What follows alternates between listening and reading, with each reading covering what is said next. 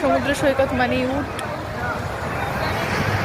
लहरों पे नाचे किरणों की परियां, मैं खोई जैसे सागर में नदियां। পুরীর এই সমুদ্র সৈকতে দাঁড়িয়ে চোরাবালি আর নোনা জলের খেলা দেখতে বেশ লাগছিল যখন সূর্যাস্তের আভা এসে পড়েছিল সব কটা ঢেউয়ের ওপরে আর রাঙিয়ে দিচ্ছিল সকল ক্লান্ত পথিকের মন।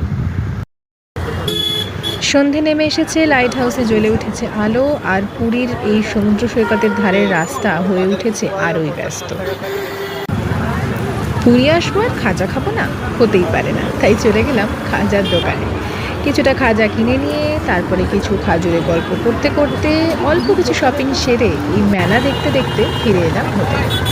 দেখতেই পাচ্ছেন রাস্তার ধারে কত সারি সারি দোকান। মেরিন ড্রাইভ কিন্তু এখন বেশ ব্যস্ত।